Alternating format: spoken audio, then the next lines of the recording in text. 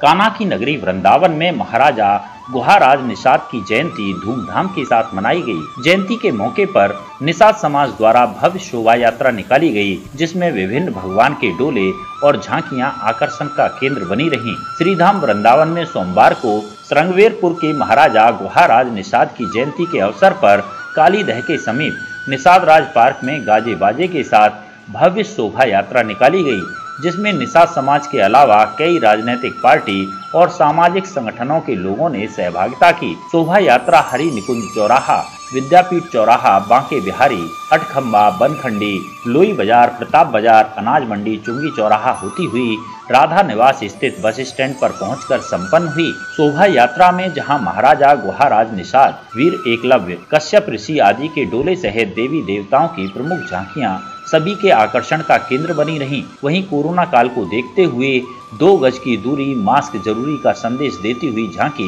सभी को अपनी ओर आकर्षित कर रही थी। इसके साथ ही निषाद राज का जय घोष करते हुए चल रहे निषाद समाज के लोग शोभा यात्रा की और अधिक शोभा बढ़ा रहे थे। इस संबंध में MLC राजपाल कश्यप ने जानकारी दी। राजपाल जी, आज क्या आयोजन किया जा रहा है? आप यहाँ सहभागिता की है निषाद का जयंती, क्या आयोजन है पूरा?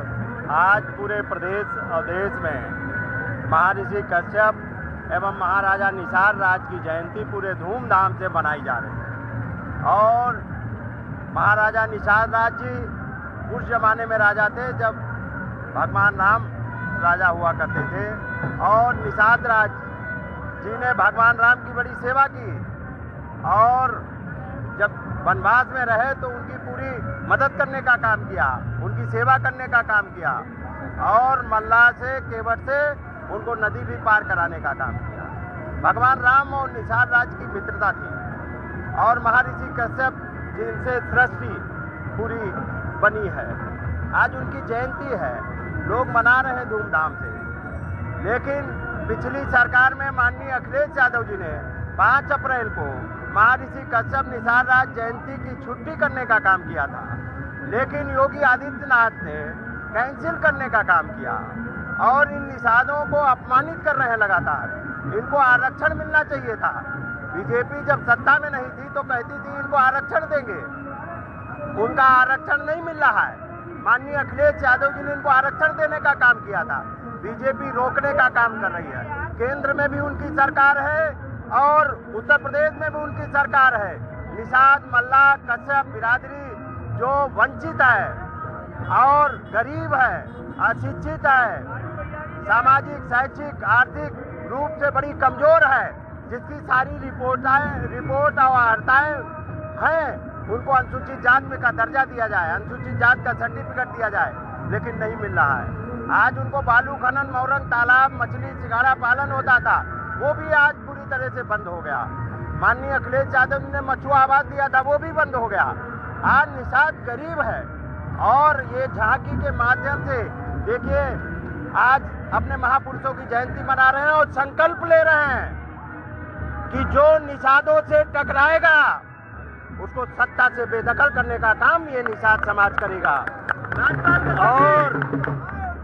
और ये संकल्प ले रहे हैं, और हम लोगों ने अपने समाज से अपील की है, पूरे उत्तर प्रदेश में जयंती मनाते रहो, जब तक मनाते रहो जब तक हमारे हक और अधिकार न मिल जाएं।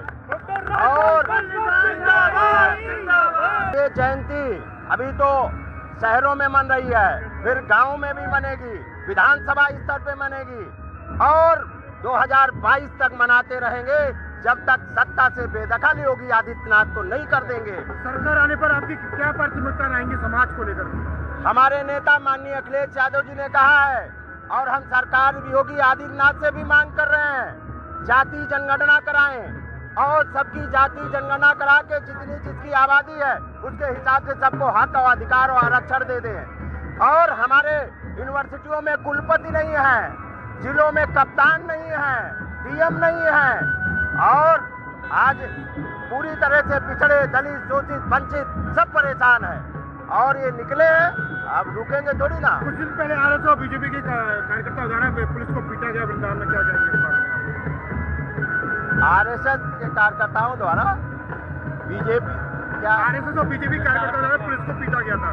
अरे ये तो गुंडे हैं, बीजेपी के तो रजिस्टर्ड गुंडे हैं, आप उनके मंत्रियों को देख लो, गृह मंत्री को देख लो, मुख्यमंत्री को देख लो, इनका तो रिकॉर्ड है गुंडों का, और थानों में दर्ज है। अपने मुकदमे भी अपने आप ही वापस ले रहे हैं। और सबसे ज्यादा अपराधी कहीं है तो बीजेपी में है, और रिपोर्टें बता रही हैं सबसे ज्यादा मुकदमे वाले और अपराधी कहीं है तो बीजेपी में है।